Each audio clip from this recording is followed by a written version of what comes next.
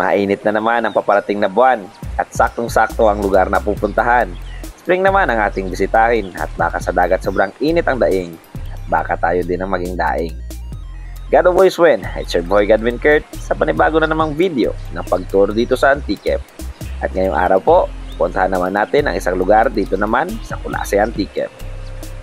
Kung hanap nyo po ay budget-friendly, malamig na paliguan para labanan ang init ng katawan na tamang-tama para sa nalalapit na summer. Maliligo kasamang pamilya at ang mga bata, kasama ang mga barkada o di kaya ang kapitbahay mong malupit maghanda. Then this video is for you. Di lang malamig na tubig ang alay nitong resort, pati na rin ang child-friendly na paliguan dahil sa hindi masyadong kalaliman. Meron din namang pwedeng pagtalunan, wag lang mag-dive dyan at baka magkabukol ka nyan.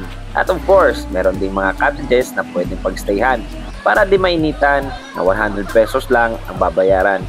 Flowing din ang tubig nito which makes it nice and clean. At diba? Saan ka pa? Tara na!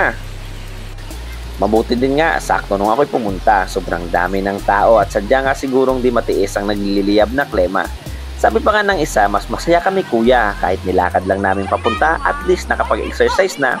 Malamig na tubig pa ang bumadya. Mapapasabi ka talagang nakakamiss maging bata at di pa iniisip ang pagod at pera at kayang-kaya pang maglakad ng ilang kilometro man ang punta. Back to the video na. Tama ng pag-i-emote at balikan ang realidad habang tayo dito sa highway ng Bitantan Sur, Kulase Antique.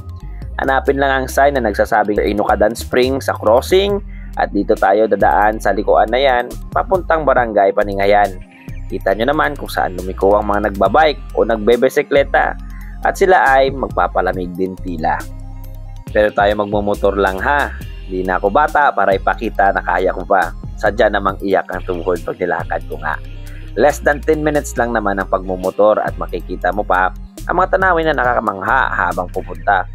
Huwag lang masyadong mamangha at baka makalimutang di lahat ng madadaanan ay konkretong daan. Baka mamaya kumain ng bato, ang kakalagyan, murya lang.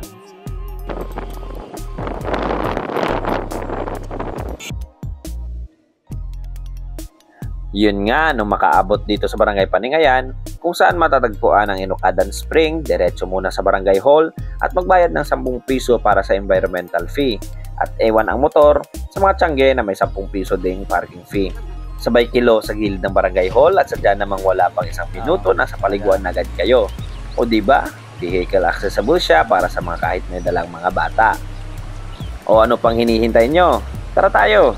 Matry ang maligo dito sa Inukadan Spring. Dito lamang yan sa Barangay Paningayan, Kulase Antique. Once again, Godwin Kurt nga pala ang inyong local tour guide dito sa Antique. God bless to all of you. Stay safe. Yeah, man.